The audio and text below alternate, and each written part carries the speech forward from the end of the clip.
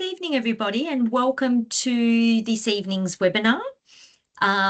Thank you for joining us, and I hope you get as much information out of this as you are intending to. I am going to be introducing myself and my colleagues, briefly the speakers, but I will have the pleasure of introducing them further on. My name is Belinda, and I'm a special educator from Early Ed. I'm here with my colleague this evening, Peter, who is co-hosting, who is also a special educator at Early Ed. And I will further introduce our wonderful guest speakers as we progress through the evening. Peter, would you mind sharing slides, please? Lovely. So tonight's webinar is choosing a school for your child who may be starting either in 2026 or 2027. This is information about the options that are available to you and your child. So first of all, I'd like to do acknowledgement of country. I'd like to pay my respect. I am on Darug land this evening, and I pay my respect to elders past, present, and emerging. Thank you, Peter. Just some housekeeping rules. This evening will be recorded, so if you would like this recording at a later date, you are welcome to let us know that and we can send that out to you. We are blessed to have wonderful guest speakers with us this evening from all three systems, from independent schools, Catholic schools, and Department of Education. So I will be introducing them soon. There is a Q&A option. So if you have any questions for any of the speakers, you are more than welcome to use the Q&A. Speakers may answer your questions throughout the evening, or we may answer them at the end of the evening. If we get to the end of the evening and we still haven't been able to answer your question, we will get your details, or we will have your details, and we will get back to you at a later date over the next week or two. So please don't feel that if it hasn't been answered tonight that it'll be forgotten. No, we will follow that up. We will also be going through some resources and free programs through our Start Strong funding that are available to you for you to access if you would like them. And we will be doing a poll as well as requesting you to do a feedback survey. And that's because information from our participants is so valuable, and we use that information every year to try and improve our presentations, our webinars, and make sure that we're delivering what it is the attendees are asking for. So I am going to launch the first poll for this evening.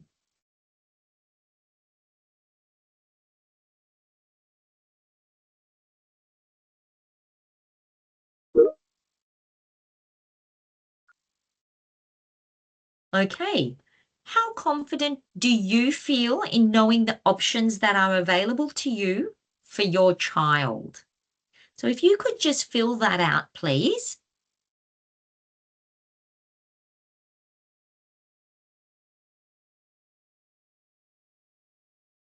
Names are not recorded.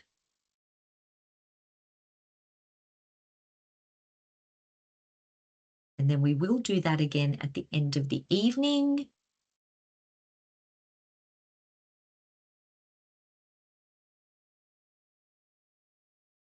So at the moment, it looks like 43% are sitting at somewhat confident. Then we've got others who are very confident, less confident, and we've got the same amount as not confident. So I really hope by the end of this evening's information session, most of that will increase to confident and very confident. So thank you very much for your honesty, and thank you for sharing.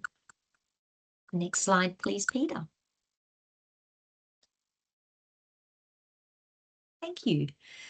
So the purpose of the information evening is to gain an understanding, or for you to gain an understanding or increase your understanding of the various schooling options that are available for your child. For you to know what supports are available in each schooling system, and for you to learn more or further know what you need to do over the coming months or years in preparation for school enrolment. Thanks, Peter.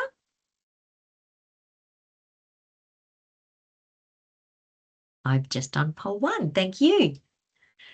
So as you can see in this slide, we have our famous image of everyone being ready for your child to start school. We call that the community of readiness. So not only do we need your child to be ready, but everybody that is supporting your child. So that's the Early Childhood Centre to contribute to school readiness and school options. For the family to be ready, for the school to be ready for your child, because it goes both ways. Not only are you selecting a school for your child, but seeing what your child is best suited to as well. And for the community to be ready. So that community could be anyone. It could be any allied health that might be supporting your child, any medical team that might be supporting your child. It could even be extended family, friends, neighbours that are going to be helping you in this process. But for everybody in this process to be ready to make this the smoothest transition to starting school for your child as possible. Thank you, Peter. So not everybody will need to take all steps in this journey, but this is a snapshot of some of the things that you might have to do on this process in selecting a school and then enrolling your child in school. Learning is a lifelong journey. It's not something that we start with at kindergarten and once they're in, we forget about. There's going to be decisions and processes and options available throughout your child's life and schooling journey, throughout their learning journey. But to start off with, we suggest that you create a team of support around your child. Now, that team may just be you and your child, and that's all that's needed. For others, like I said, it may be neighbours and family. It may also be any allied health that are available. It may be the early childhood centre that your child attends for preschool or long daycare. So create a team of support that can help you in deciding and looking at what options are available for your child. Identify the goals and priorities that you have. So some families might want a school that is close to home. Some family might want a school that has more learning supports available to their child. Decide what's important for your child and for yourself. Then organise the supports and services that you need. Once you know who's on board, what your priorities are, get that together if necessary. The more people involved, the more organising you might have to do. If necessary, if your child does have extra learning needs, gather what information about school options are available and get that all ready to go. What supports are available? What community services are attached neighbouring your school? Are there other children that your child may be familiar with going to the same school? See what information you can gather around that school. In helping you decide, you may go visit a few schools.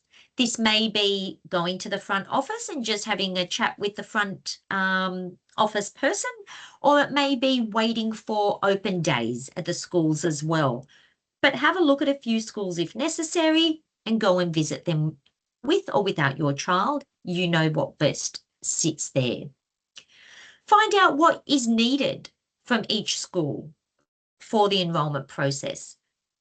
Do they need reports, assessments, etc.? What information do they need to be equipped with to understand and know your child? Then choose the school. Once you've chosen the school, attend formal orientations with your child and organise any supports thereafter. That might be before and after school care. It might be restructuring any extracurricular that they've already started. That's a snapshot of your journey coming up either this year, ready for 26, or next year, ready for 2027. Thank you, Peter.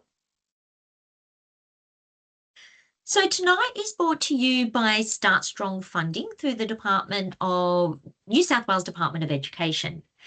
And with this funding, Early Ed is very fortunate to be able to offer a range of free services that you might be interested in accessing.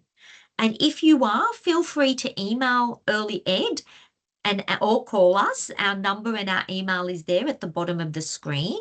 Or actually, I'm sorry, our email isn't there. It's services@earlyed.com.au. It will come up later on in the presentation. But that is also our website, where you will get to see a range of free services that aim to help with finding either an early childhood centre. Thank you, Jane, for putting that email in the chat.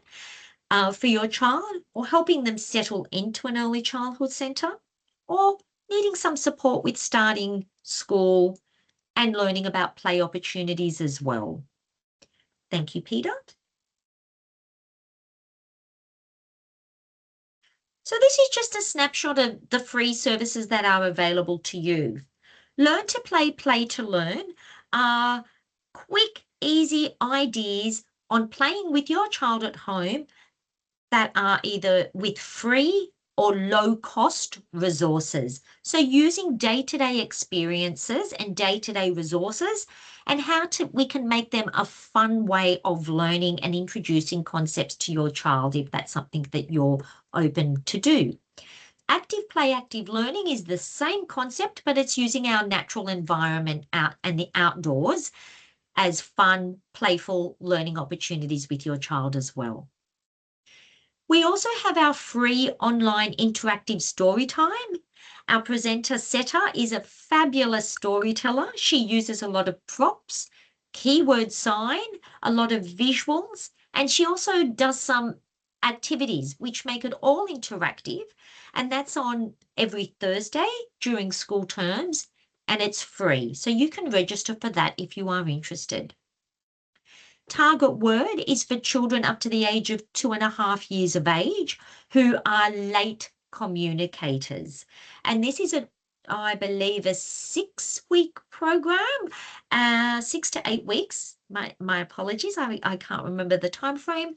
And it's usually $1,200, but we can offer that for free for families who are eligible for this program. Ready to Learn is one-to-one individualized support. It's usually up to 3 sessions that you can have with an interventionist from Early Ed to support you with skills for your child that they may need help with in starting school. And that could include things like paying attention or focusing. It may be helping with toileting.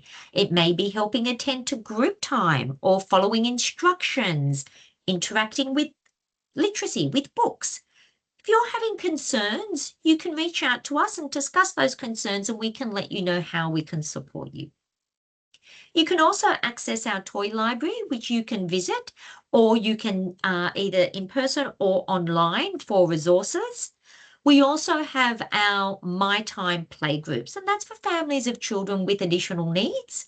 And it's a supportive playgroup for families where you can speak to each other. There is a professional facilitator to support with issues and any concerns you may have to support yourselves as well. There aren't any pop-in sessions running currently. Thank you, Peter. Ready to Learn Together is a wonderful free resource on lots of tips, short tips that you can apply on how to help your child be ready for learning when they go to school. So these tips are either in writing or short videos. They are in English and they're also in multiple languages. And they're on topics that teachers, community workers and families have told us were helpful topics to know and to support their child with before starting school. So feel free to jump online and have a look at those free resources. Share them with as many families as you think it would be useful to as well. Thank you, Peter. Jane, if it's possible, could you please put these 2 links in the chat as well?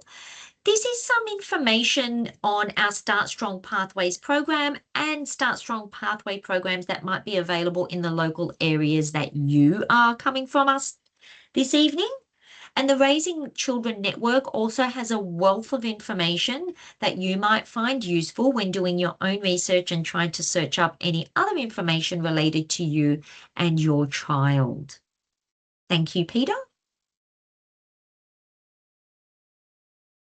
Our feedback form, we will ask you to give our feedback at the end of the webinar.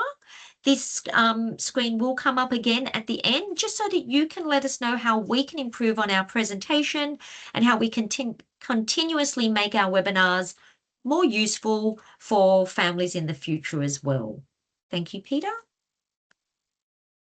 Now we get to introduce our wonderful presenters. So I'll just let you know who we have this evening, and then they can introduce themselves before they speak as well. But this evening, from Independent Schools New South Wales, we're very fortunate to have Leanne Woodley join us. From Sydney Catholic Schools, we are fortunate to have Gillan Littlechild joining us. Then from the Department of Education, we have two lovely presenters. We have Nadia and Melissa, who are sharing the presentation. Thank you very much to our presenters for being here. And with that, I will pass over to Leanne to get us started for the evening. Thank you, Peter, for sharing those slides. And thank you, Leanne, for getting us started. All right, fingers crossed this is going to work. We'll be patient. All good? Yes, great. Thank you. Oh, great. Thank you. Thank you for inviting me along. As Belinda said, I work at Independent Schools New South Wales. And we support, the best way to describe it is if it's not a Catholic school and it's not a state government school, it's an all other. We support the all other groups of schools. So what is an independent school? An independent school is just that. We work under the same legislation, the same requirements as every other school. But what makes an independent school a little bit different is that we don't belong to a system of schools. So each school is autonomous and independent, and usually each school is accountable to a school board rather than a system of schools. So that means that each independent school has an individual school policy, and services and resources and types of schools will vary greatly. And so we do support a range of schools. So we have all perhaps a Christian school, Anglican school, the Islamic schools, Montessori schools, Steiner schools. So we really represent a range of faith-based schools and philosophy and approaches to education. So we do have quite a wide variety of schools.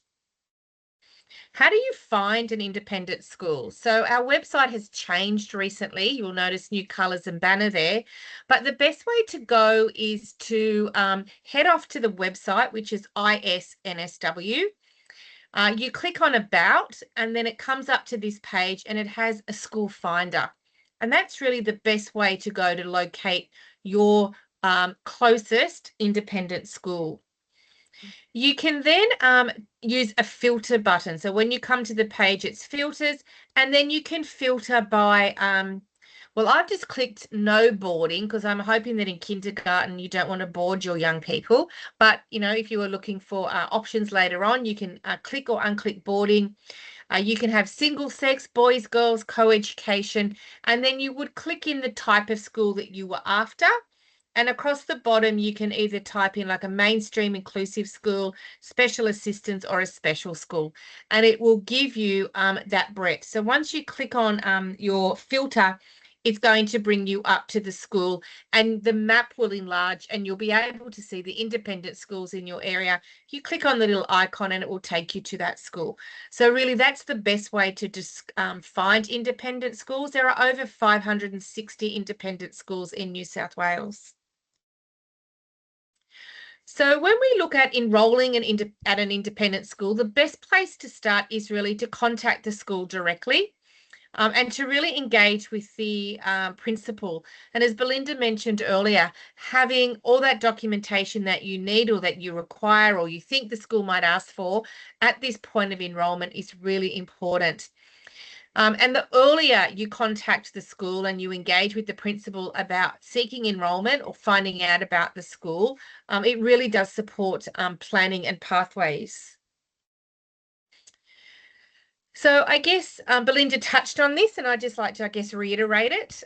We need to be proactive with schools, to meet them early, to go and have a look at the schools, find out what the school can offer. Be open and honest in sharing information. The reason that the schools often request information is not so they don't want to enroll your young person, but really they do want to enroll your young person. But with that information, it helps them really work out what the best supports might be and to determine what the transition into the school might look like. So the more information we can provide at the earliest possible time is very helpful. And again, ask lots of questions. I know when I was enrolling my children, I had a list of questions, and it was like my shopping list of questions. And I went around to a couple of different schools and I asked the same questions at each school. So I was getting some really good information to make informed decisions. So because sometimes when you go along and meet the principal or meet the learning support coordinator, we might forget to ask something. So be prepared, have your list of questions ready to ask. And then it will come along to like a transition time. And I guess there is, how do we actually support transition? And in an independent school, every school's transition process is going to look a little bit different. So that could be a question that you ask. What does the transition process look like at your school? And for me, it's a little bit like orientation. So orientation is kind of getting your compass, getting your map, setting that direction, and being clear about what the destination might look like. But it might take us a little bit of different paths to get there. So I'll be using those same principles around orientating your child to school. And I guess some of the things that you're thinking about is what are the things that you can do at home to really help prepare your little people for school? And so, these are some ideas around that orientation. They don't need a compass and a map, but what they do need are some of these skills that are really going to set them up for really good success in school. And if they don't have these skills yet, absolutely okay, but they're really good things to be practicing at home. So reading books, as Belinda said, around that early literacy, turning a page, being able to sit and listen, maybe having those a routine at home where they've got to check off what they do just for their morning routine. They do have to often wear a school uniform and school shoes. And so sometimes those uniforms can be a bit starchy and they can be a bit stiff. So, practice putting on those uniforms and perhaps wearing the uniform just around the house over Christmas time. Community toilets. They do need to often share facilities sometimes to go to the bathroom. So when we're in shopping centres, maybe taking them to a toilet, teaching them what are those skills that they might be able to use. And I guess what would be some vulnerabilities about using communal toilets, making sure the door's closed and locked. Those sorts of things can be really helpful. And they're the kind of things that I would think about in terms of how do I help my young person orientate themselves for school. As parents too, it's kind of orientate yourself with schools, because school is very different, particularly if this is your first time in that school setting and school environment. And so school is very different from preschool. It's different from other settings. There's key terminology that schools use that nobody else really uses outside school. So what does that mean? And so here are some things that we kind of think about in terms of schools. Like there's expectations, there's structures. You may hear teachers talk about outcomes. You may hear them talking about timetables. So what does that look like for you as a parent? How do you help orientate yourself with school? What events will be coming up? In terms of terminology, schools use, as I said, acronyms and words that don't get used in any other environment. Key learning areas, KLAs. That really just is a longer word for subjects. What subjects will your young person be doing? We hear words like early stage one, stage one. What might that mean? And for many of your children, you'll be having education plans or IEPs or PLPs. They've got all sorts of names. So again, what's the name of the plans that support your children at school? And then in terms of communication, you know, who will be the key people that you will need to be communicating with? What's the best mode to communicate with the school? What's the process? And so again, helping you orientate yourself with school. And this might lead to you thinking about, I might need to ask some questions around some of these areas and write those on your list for when you visit schools. And so for me, kindergarten or kindy children are like these little tiny buds. And they're really beginning school. They're ready to bloom. They're ready to thrive at school. But I think sometimes when we think about those beginning weeks and that first term of school, particularly the first 5 weeks of school, it's tiring. It's tiring for the young person. It's can be tiring for you as a parent getting into that routine. So we would kind of suggest things like thinking about those first term or the 5 to 10 weeks, maybe have therapies, maybe stop some therapies or have them later in the afternoon rather than, you know, throughout the school day. Recognizing that they are probably going to be really tired when they come home from school. So maybe not having any activities after school could be helpful.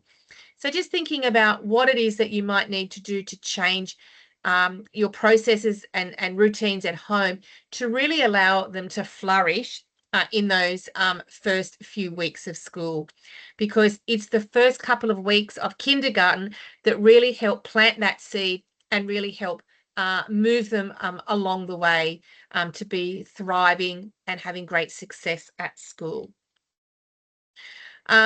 Belinda's already mentioned a couple of websites, the Raising Children website, but there's a couple of others there that are helpful in terms of looking for additional resources to support your young people as they start school.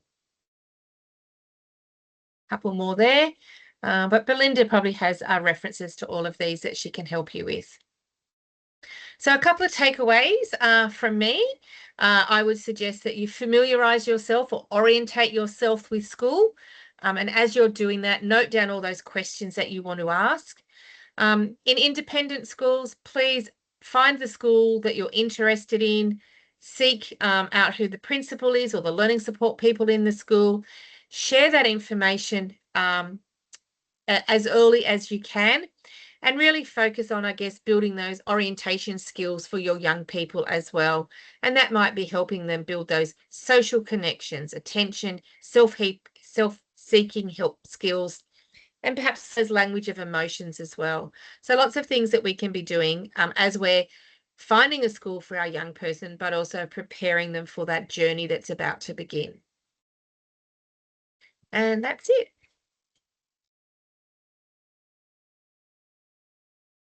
Thank you very much for that, Leanne. That was really helpful. And I really agree with that list of questions. And for families, I just want to reassure you that sometimes we might be a bit reserved about asking questions, thinking we don't want to be that parent that asks the questions, but you are your child's advocate. So if you don't find out the information you need to find out for your child, for the benefit of you and your child, then who else will do it for you?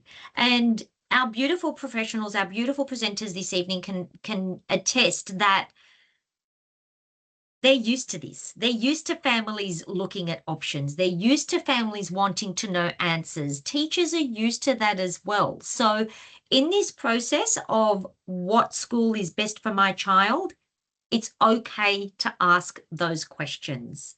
Would you presenters agree? Great. Excellent. So families, that is a good takeaway. Thank you, Leanne, for bringing that up, and thank you for your presentation. So next we have lovely Jelan, who can further introduce herself and present our next part of the evening. Thank you. Thank you, Linda. Look, thank you to Leanne, because I can absolutely agree with everything you've said there, Leanne, and it really does help to, as you said, Belinda and Leanne, to share all information, and often people are fearful of sharing information, but it is about everybody learning about what is best for your child, and also about you asking those questions to understand what the school has to offer and what it looks like at that school. So that's really crucial. to find that information out. So I'm just putting on my captions here. We'll give it a go. Okay, as we said, I'm Jelan. I'm from Sydney Catholic Schools.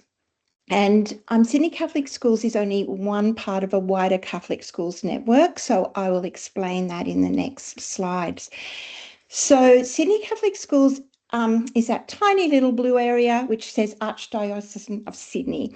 Now, it's the smallest on the map, but the largest in population in all of New South Wales. So at Sydney Catholic Schools, we have 75,000 plus students, kindergarten to year 12. Also in Sydney, there's the Diocese of Broken Bay and the Diocese of Parramatta. So I'm from Sydney, so I can't speak for Broken Bay, which are your northern beaches and northern suburbs up to Central Coast, and Parramatta goes to the Blue Mountains and from Parramatta and that area. However, what I will do is on the next slide show you, I've linked in here the different websites of those different dioceses. Each diocese works as their own system, but they're governed by Catholic Schools New South Wales. So Catholic Schools New South Wales is our overall governing body. So Sydney Catholic Schools is where I'm from. As I said, Broken Bay is the northern suburbs of Sydney, and then Parramatta. Okay, so Sydney Catholic Schools, we cover this area. So we cover North Sydney up to North Sydney, Mossman, and then all of the inner western area. We've got City West, Ashfield Olympic that covers that inner west area, Botany Randwick, St George area, Sutherland Shire, East Hills, Horsley, Southwest, all the way to Aerotropolis area. So that's our coverage. Now, Sydney Catholic Schools, as I said, I've linked in those other dioceses, but I'm just talking about Sydney Catholic Schools. The best way to access enrolment is to just go to the website, Sydney Catholic Schools, and there's a school finder, find your nearest school. Just like Leanne explained, that comes up with a map and you just click on your nearest school. With the enrolment, you once you enroll, you can you enroll with your local school. You set up a portal, and there's people in Sydney Catholic Schools or at the school level who can support you with that. You can do an online enrolment or you can do a paper enrolment. With the online enrolment and the paper enrolment, we ask you to select 2 schools. So you'd have preference 1 and preference 2. Okay, so also Catholic Schools Week has just happened in March, but don't worry if you've missed that. There's still plenty of open days. So when you go into the website, and it's also linked on these slides, which Belinda can share, you can find where there's open days in your area. If you have missed an open day, that's okay. Just contact that local school and they'd be very happy to show you around and support you with asking those questions. Okay. Now, we, as a small system of 147 schools in Sydney Catholic Schools, being smaller, we're not as large as a department, so we do have specialist support classes for students with disabilities, and one standalone college called Eileen O'Connor Catholic College. So we're in the process of building our support classes, but currently we have a few, and I will share those with you. So the idea of our specialist support classes is they're particularly for students with intellectual disability as their primary disability. So if autism is a primary disability, they're not, and probably not suitable for this class, and I'll talk a bit more about that. The classes start in year 2, so not in kindergarten, but Eileen O'Connor does start in kindergarten, so year 2 to 6. Currently at the 2 sites I'll talk about, they have 2 classes with 8 students in each, a capacity for 8 students in each, with 1 full-time teacher and 1 learning support officer per class, and a part-time speech pathologist and occupational therapist who actually support with coordinating your external therapist. So the external therapists, we have our own speech pathologist working in the school that supports that. So as I said, the profile for the support classes is for students with young people with mild to moderate level of intellectual disabilities and with complexities, other additional diagnoses. So they could have an additional diagnosis of autism, physical disabilities, hearing loss, vision impairment, medical needs, ADHD. The part of the criteria is that very low adaptive functioning, and they may have personal care needs as well. So our specialist support classes, as I said, are designed for students who require highly individualised and multidisciplinary support beyond what may be able to be provided in a mainstream classroom. They are on the site of our mainstream schools, but they participate in everything that our mainstream students do, but they do their learning in the support class. So in a Catholic school, they do go to church. They do have prayer services. That's because we're a faith-based school. But additionally, they might go to assemblies and concerts and all of the participation. They're on the playground with the other students, but they have more support. So as I said, the program develops faith formation, being a Catholic school, as well as essential academic skills, communication, daily living, social skills, and it's all highly differentiated curriculum, often working pre-early stage 1, which is at kindergarten level when they come in. Okay, so our teaching teams in these schools work collaboratively with families and the allied health professionals to create personalised plans and to address various behavioural, sensory or medical complexities. And they're grounded in our Catholic values, and these classes are committed to fostering personal growth, independence and a sense of belonging in the school community. Okay, so they also have provision for assistive technologies, accessible bathrooms, living skills, facilities, evidence-based programs and intervention, outdoor gross motor development space, which the OTs have helped develop. We can access the assisted travel program for students in these classes. And as I said, they have the OT and speech pathologist on site as well. So where are these classes?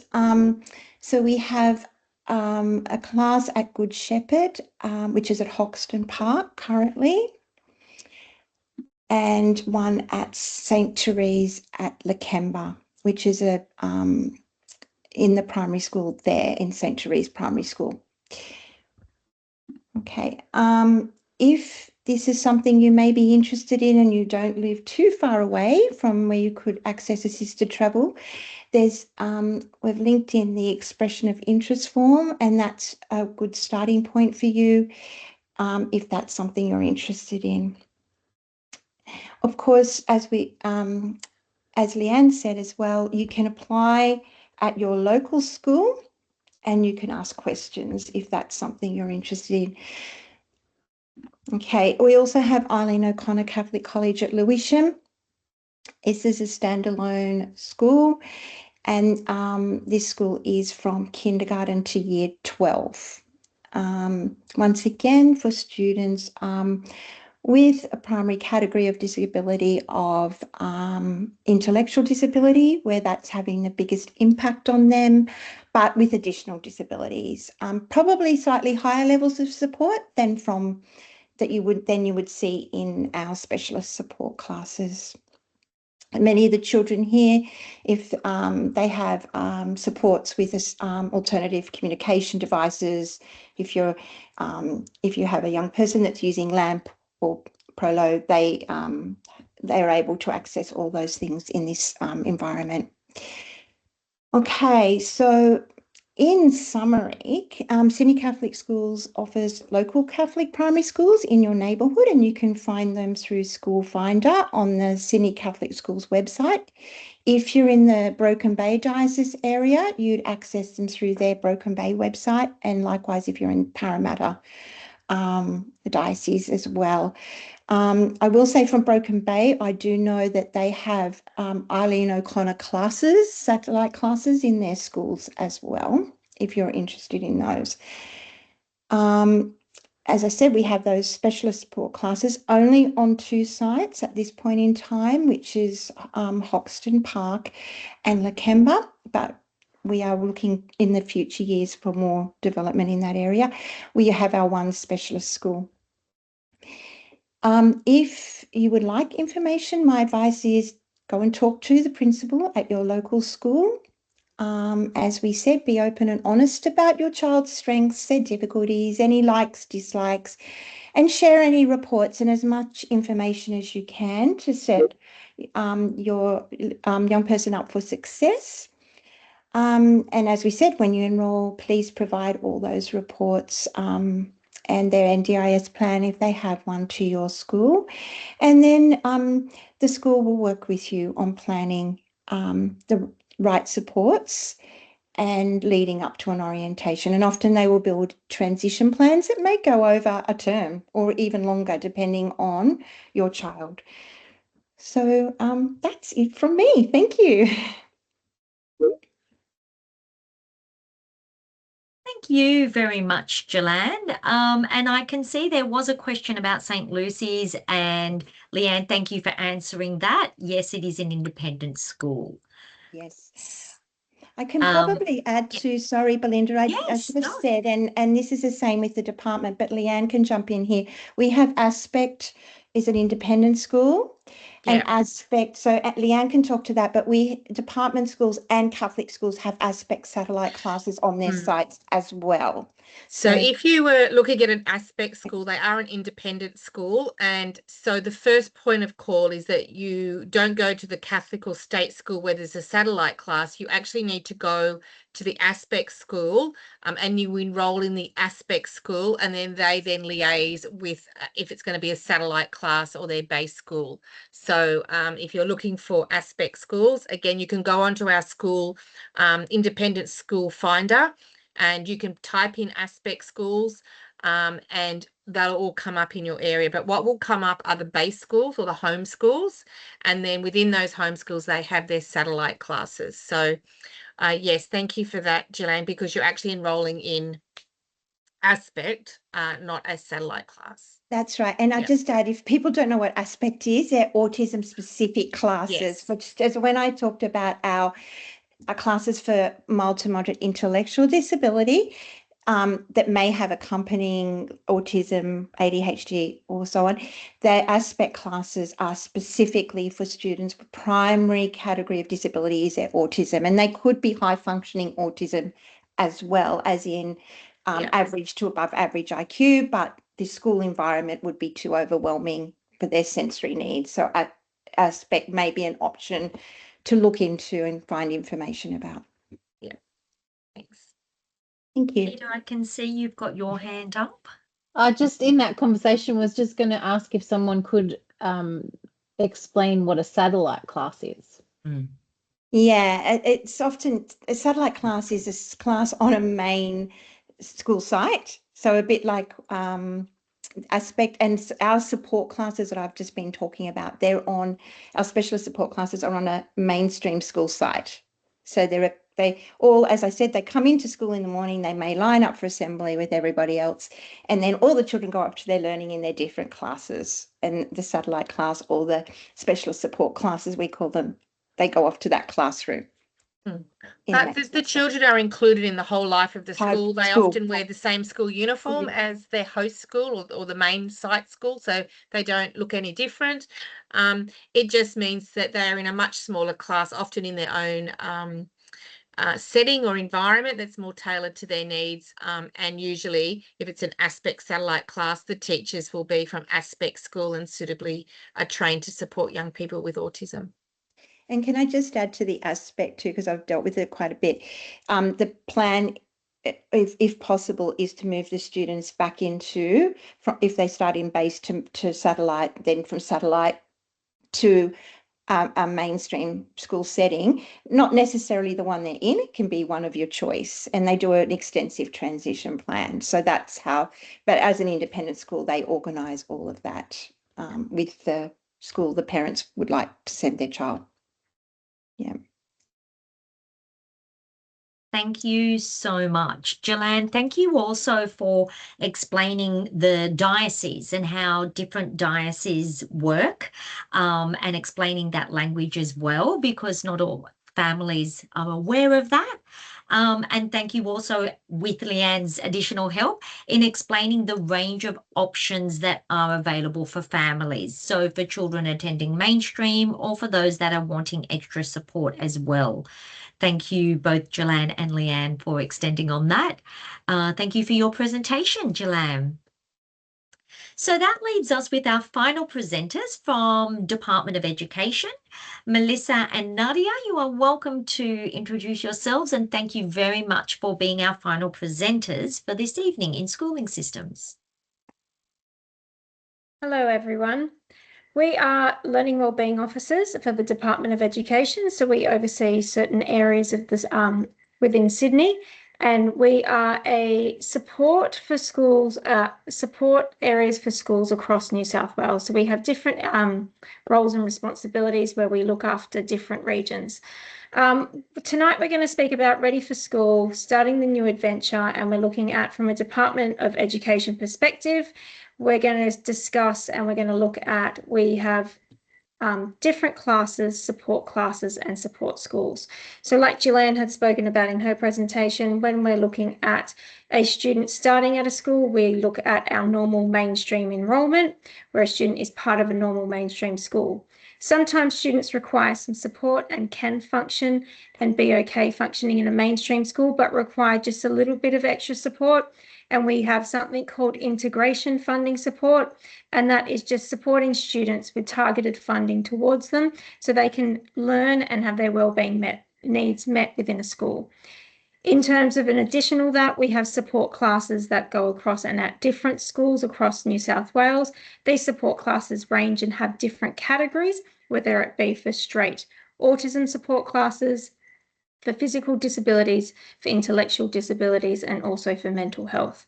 And the last thing that the Department of Education offers is schools for specific purposes. And these are specific schools that are targeted towards special needs for students, and they are separate to a mainstream school. And like Gillan and Leanne had mentioned, they are all our mainstream and support classes are part of a school environment. They wear the school uniform, but when you're looking at a school for specific purpose, that student attends that specific school. We support schools to meet the needs of students across the areas of learning and wellbeing, disability and inclusion, mental health, behaviour, attendance, Aboriginal support and transition. Okay, hi everybody, I'm Melissa. I am also a Learning and Wellbeing Officer. Finding a school is as simple as Googling School Finder, and invariably it will come up with your New South Wales option, public school option of finding your school. In that little box that you see on the screen, you put in your address and the schools that are in that area, local to that area, then will pop up. You also are able to, based on your address, it will display the schools that are also not only nearest to you, but nearby you. Once you find the school that is nearby you or the school that you would like to look at, if you click on that school, it will then take you through to the contact information where you are able to find the address, the phone number. So if you're happy to make contact with that school, you can make an appointment with the principal, who you'll be able to discuss your child's needs, taking along the documentation, as the other two presentations have suggested, is always helpful. And some schools may also take out of area enrolments.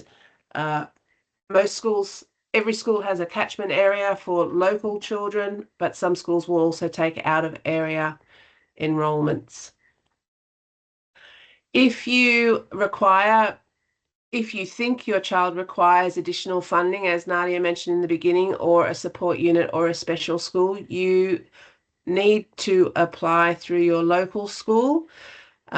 This is an enrolment form which you're welcome to do either online or a paper-based form.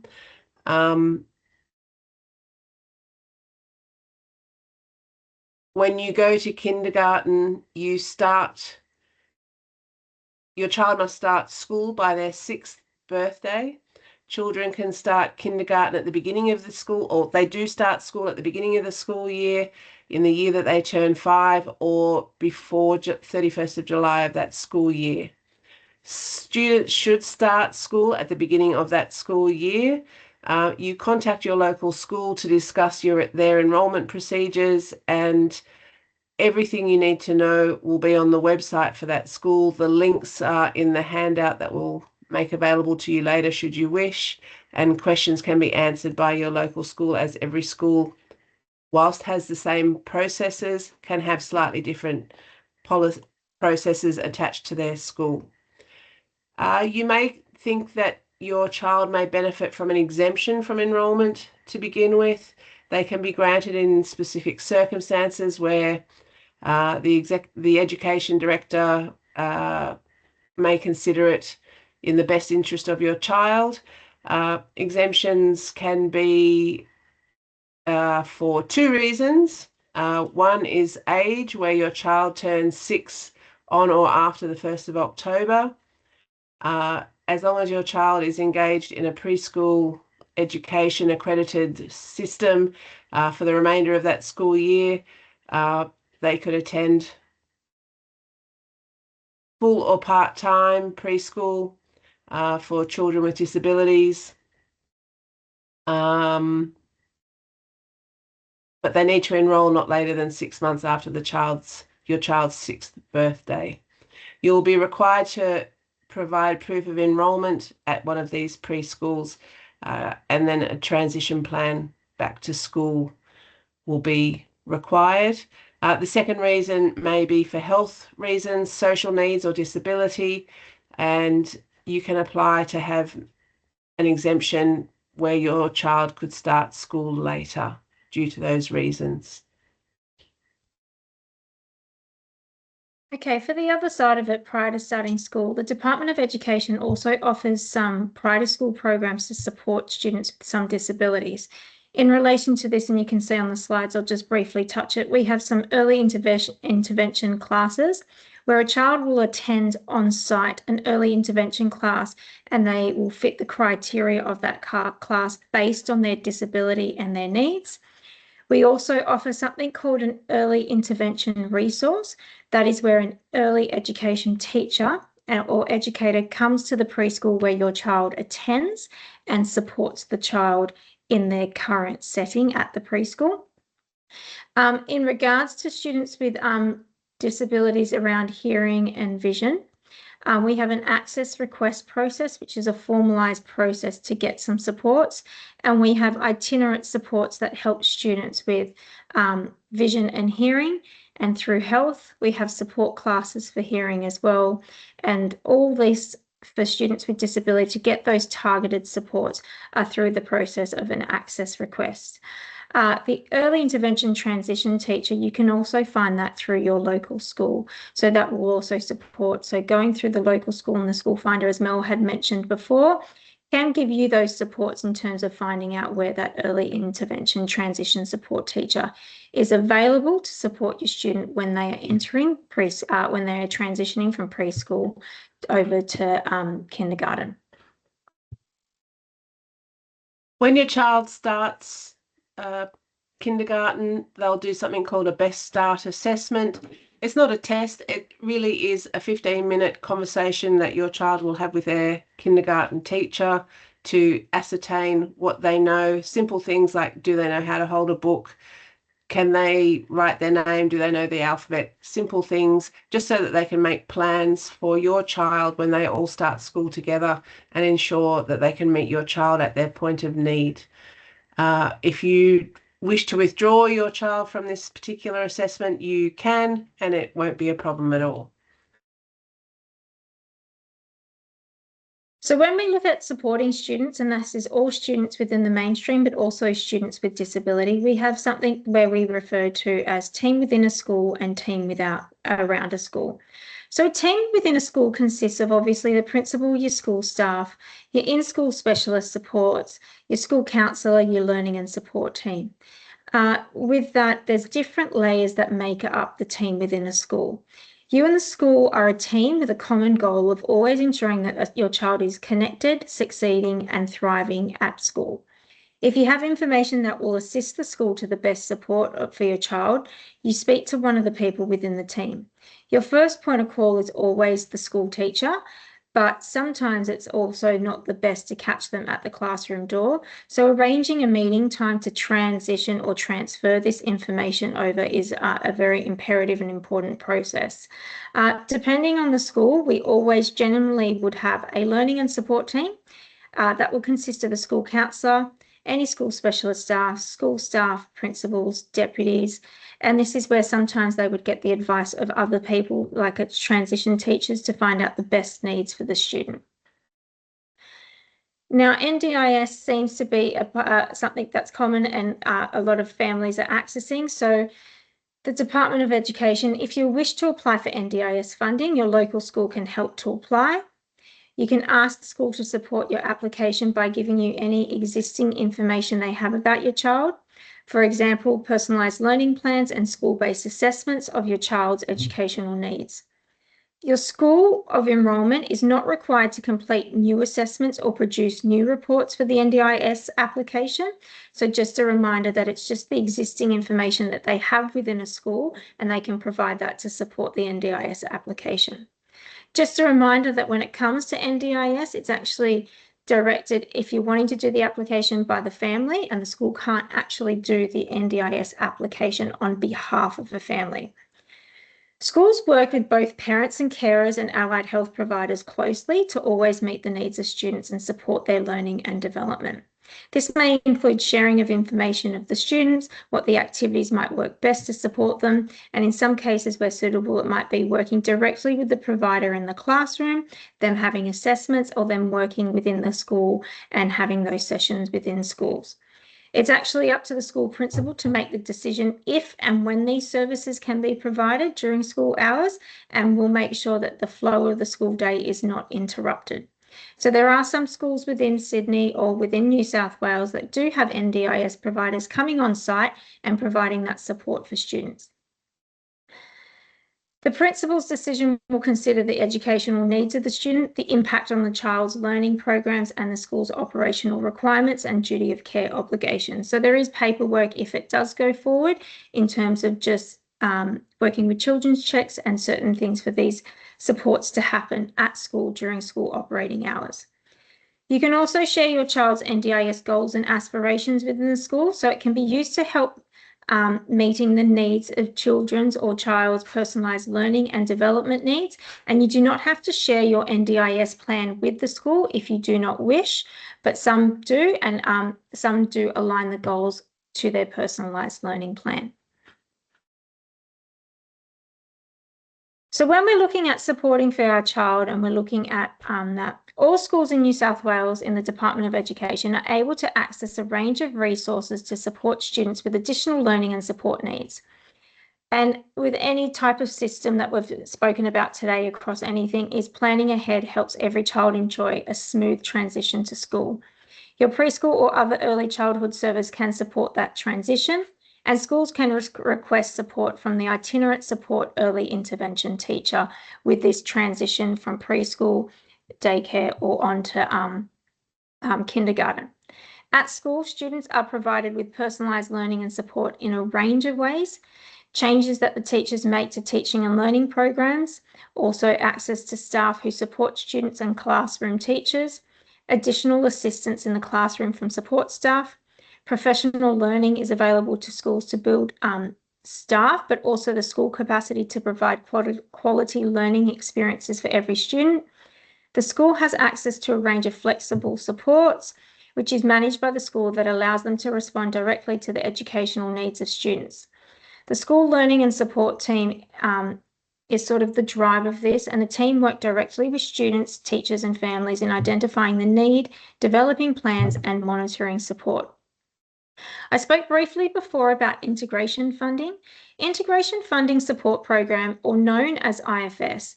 This is a program where students with a confirmed disability who have moderate to high learning and support needs. Students who access this support must have essential educational needs that are directly related to their identified disability, and when these needs can't be met through the full range of school and local sources. Now, to gain access to this integration funding support, it is provisioned through an access request, and we'll speak more about that later on. It is imperative to know that school counsellors are also key members of the school's learning and support team who work in consultation with teachers, the school, parents, carers and other agencies to improve student learning and, where necessary, additional resources. Schools may also apply for additional support from team around the school, and that's some of the roles that myself and Melissa are. What do I need to do if my child has additional needs? So the first thing is to make an appointment with your local school principal to discuss the needs as soon as possible. Take with you recent medical and therapeutic assessments or visa documents, and do this as soon as possible so the school can prepare for your child. So, oh yeah, go Mel. Oh. Sorry. That's all right. So the access request, is an application that the school completes with your input to apply for the additional support. This could be funding, an alternative setting, or a resource after the resources within the school have been applied. The school learning and support team will assist you to identify and apply for the appropriate specialised provisions or the services, including integration funding support and special class placements in mainstream special schools. The Department of Education has a range of support classes based on disability, autism, multi-categorical, intellectual disability, which is moderate or severe, behavioural and emotional disturbances. The access request is completed online by the Department of Education staff, and schools will work closely with the parents and with the agencies who have worked with the child prior to school in order to provide detailed and accurate information on this application. If parents seek for an additional provision or service through the access request process, they are asking for a service rather than a specific school. Once an access request has been submitted, the provision requested are considered by a placement panel, and the panel looks for the nearest appropriate provision with a vacancy. Based on the recommendations of the panel, parents may be offered a placement for their child, and parents can accept or decline the placement offered, and integration funding is also considered as on an ongoing basis. It's important to note that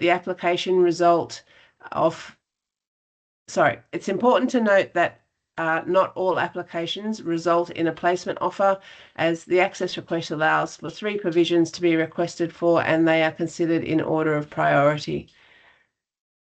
This process is only relevant to students who have moderate to high educational needs directly related to confirmed disability that cannot be met from the resources within the school. Sensory needs such as hearing and vision may seek more than one provision, i.e. itinerance or a support class placement. The team around a school, which Nadia mentioned earlier, is student wellbeing support, working in partnership with all schools to tailor support for the students with additional learning needs and wellbeing needs. The team around the school is used to describe the operational model. So there are 28 dedicated teams across the state. These teams include student wellbeing roles. That's in the dark blue part of the slide, which may be slightly hard to see. Our school-based specialist positions in the light. Teams work together to support schools and are collectively known as the team around the school.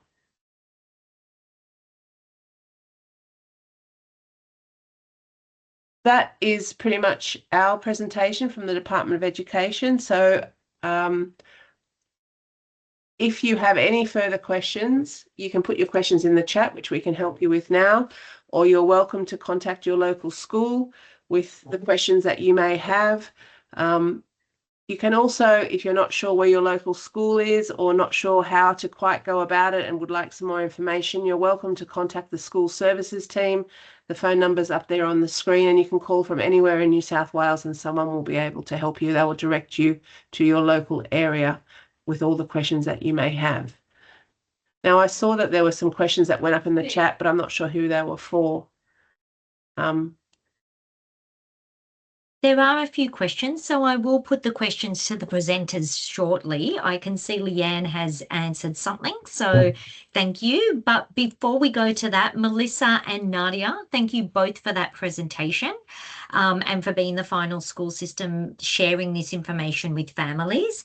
In regards to the early intervention, thank you very much for sharing that. And I just wanted to really reiterate to families, the sooner you get information about this, the better it is for you and for your child. Some of you will be eligible for early supports and some may not, but I believe even from the age of 3, families can start asking those questions of local schools. Is that right, Melissa and Nadia, to get the ball rolling early?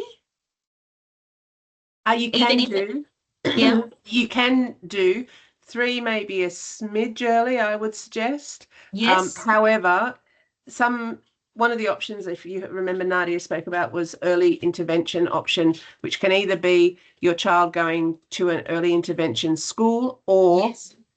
If that's not available, a resource can come to you at your preschool. So that usually happens the year before you start school at the age of 5. So depending on, because you can start school or have to start school before you're 6. Some children start school at 4.5, anything up to 6 years old. So there's a fair breadth of age gap there, which may mean contacting for the age of 3. And I've just noticed that Therese is which is our early intervention transition support teacher, is in the chat at the moment. Welcome, Therese. And I think it sounded really clunky. We have one process, which is an access request, and to get an understanding, that is a one size fits all for all disabilities in terms of gaining supports for students. So when we're looking at specific supports based on the individual needs of students, and sometimes people have multiple disabilities, it is looking at the best placement if you are going down a support class or a support school based on the needs of that. And they are across New South Wales. And when you do an application, just to stress it, you're applying for a resource, not for a school. So sometimes there may be a support class attached to one of your local public schools. It doesn't mean that when you apply to that public school that you gain more of a sort of more an advancement in getting into that support class, because when you're applying for a support class, a school, you're applying for a resource, which is a regional resource. Thank you for clarifying that. Some of the questions that we have, and I think some may have been answered, the itinerant support for vision. To access the support at preschool, do we go through our catchment local school, which is the access request that Nadia was just talking about, or the health team? And by health team, can you please clarify who this might be? I'm guessing health team would be your early intervention workers, or if you're attached to a service like Next Sense, for example. But Nadia and Melissa? So in order to qualify for itinerant support, so the way that itinerant support is They are a resource and they go out and support students at different schools, and based on the needs of the student, the amount of contact hours they have, supporting schools and supporting students. The health team, in regards to the health team, they would need to have a specific, they need to have the diagnosis that meets the criteria for that. The way that that's going is contacting your local school team, providing that documentation. So Vision Australia, for example, would be the reliable source for that. And then what would happen is they would determine whether the child meets the needs to get itinerant support or whether it's just resorts to school-based adjustments. So always go through your local school, and then your local school will point you in the right direction in regards to the next steps of gaining that support. Thank you. Thank you. There are some schools or some classes for vision specifically, and obviously that criteria is something that has to go through that access request process as well. Thank you for clarifying that, Nadia. And I believe Leanne has answered the question about independent schools and the dynamics with NDIS service providers. So Yeah, thank you, Leanne. I tried to probably that what I haven't said because I wasn't sure how to write this in a very succinct little sentence, but a little bit like Melissa and Nadia were saying, if a student is accessing speech pathologist or OT through their NDIS package and part of that services, many of the independent schools, again, in collaboration with the principal and the class teachers, sometimes will allow the speech pathologist or have spaces for those therapists to come on site in the school. But again, I think Nadia and Melissa made a really good point around that in terms of the timing of those therapies during school hours.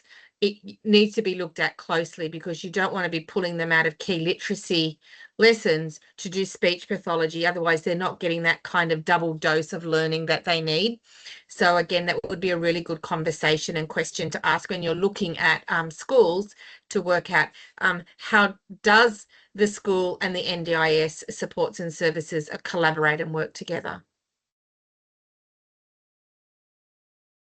Thank you. We do have another attendee who has said, hi there, our family has an issue about getting access from our local school for my child. There seem to be some misunderstandings. Oh, it's just jumped away. Or confusion about the information. We need some help, please. Our local school does not seem to help. You may want to let us know what the local school is, and potentially we could link you up with a bit more information outside of the webinar so that you have some one-to-one information.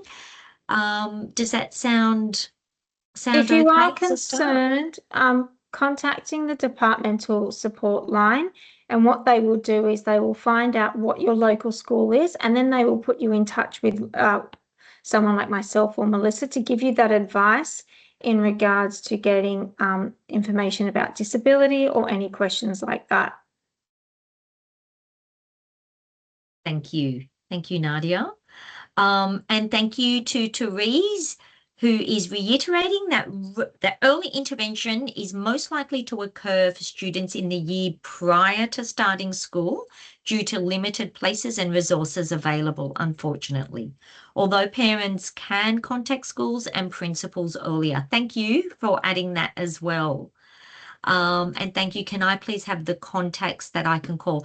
So Nadia or Melissa, you were able to put that number back into the chat that was on your slide for the parent to call and get that support that you advised. Thank you. So I will continue and finish off the presentation. So Peter, if you don't mind sharing again. And just to reiterate, in the slides, if you would like these, please feel free to email us, services@earlyed.com.au. So the slides that had the links, the email addresses of the speakers, and what you're seeing on the screen now, for example, we can get that out to you. I'm going to, that's a bit small for my screen, so I'm going to read this from my personal screen. I'm very honoured to be able to read a perspective given from a student whose name is Tom, and who is sharing our journey. And Tom is the son of Peter, who is co-hosting with me tonight. Thank you, Peter, and thank you, Tom, for sharing this. And it's Tom's perspective on feeling included at school. He's now 16, so he was happy to share his journey so that it might be something for families to hold on to. So what made Tom feel happy and included at school included open classrooms that were easy to move around and that were not too cluttered. When the teacher helps us get into groups so that nobody's left out. Teachers who are fair and have boundaries. It makes the class feel safe. So boundaries are good. Knowing that I can ask for help if I need it without feeling embarrassed. And when my family and my teachers have good communication, it makes me feel like everyone is on the same team and I can trust them. So that's a really beautiful perspective of what made Tom feel happy and included, something you can prepare for, families. What parents should look for in a school to help all kids feel welcome. A welcoming environment where people smile and say hello. Supportive teachers who really listen and want to get to know their students. And class sizes that aren't too big so teachers have time to help everyone. And what I'd say to a child who feels nervous about starting school? It's only scary because it's new. You will find friends at school and it will be okay. Just say hi to any one person each day. Soon it gets easier.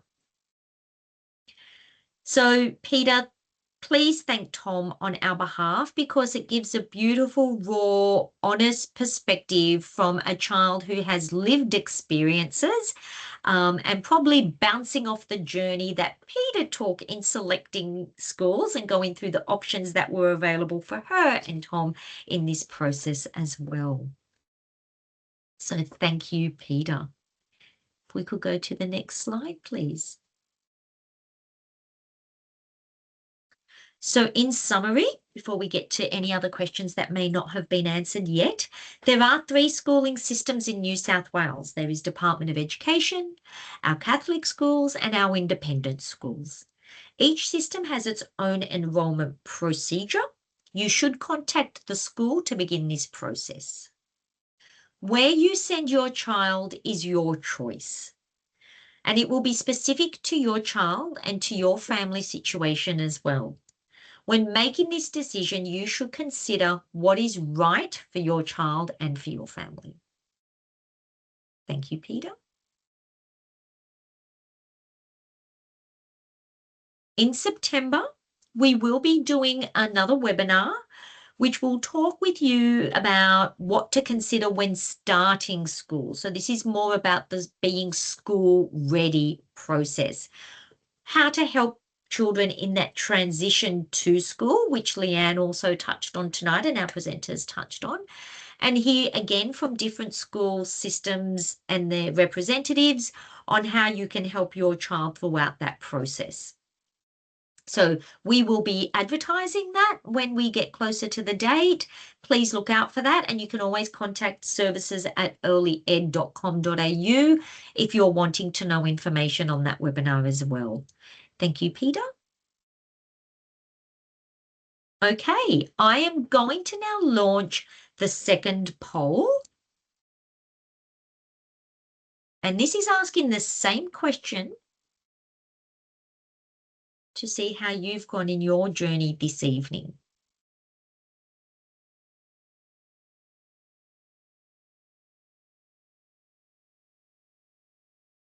So now how confident do you feel in knowing the school options available to you and your child?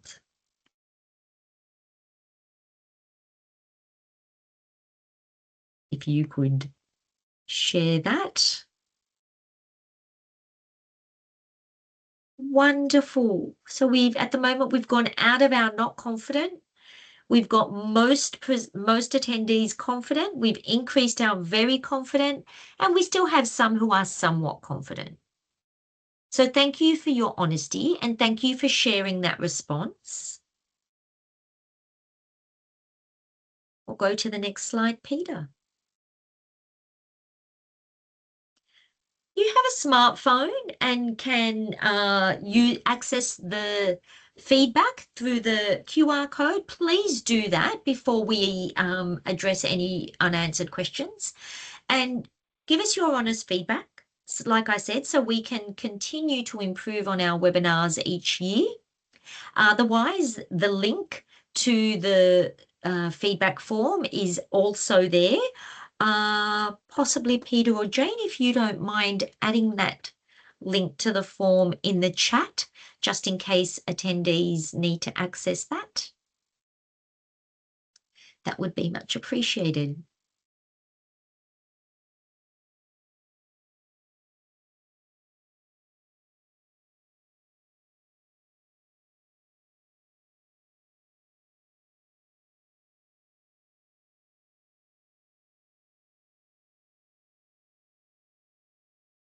Okay, Peter, if you could move to the next slide, please.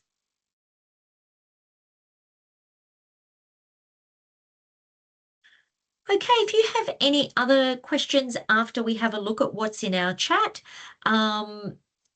please feel free to join us for our school options webinar, or you can access our Start Strong resources, which I shared at the beginning of the evening, or you can email us at services@earlyed.com.au. Thank you, Peter. And that's it. Slides have finished. Thank you, Peter. There is our email and our website again. If you wanted to ask questions directly to either myself, Belinda, or to Peter, you can call us on 9923 2727. Okay, so some of the things added into the chat, and please correct me if I have misread ahead and seen that they are not yet answered. An independent school I'm interested in has a requirement that the child must have attended preschool prior to starting kindergarten. Is there any way I can get around this? Has that been answered? It looks like Leanne, yes. Okay, you've addressed that with individual preferences. And it looks like that's the end of our questions. So I would like to give a final thank you to our wonderful presenters this evening, Jalan, Melissa, Nadia and Leanne. Thank you for giving up your time to be with us and to share this information. And thank you again for Peter in co-hosting this and managing the background, as well as Jane, who we can't see on our screen. It's much appreciated, and the show cannot go on without you. And thank you to all the attendees. I truly hope you got some information from tonight's webinar to help you in looking at the options available to you and your child and helping you on this journey. And thank you, Belinda, for running the webinar tonight. My pleasure. It's always a lot of fun. Thank you, everybody. I look forward and hope that our presenters can join us again in September for our Getting Ready for School webinar, and I hope our attendees can join us as well for further information. With that, good night, everybody, and have a great rest of your week. Thank you. Thank you.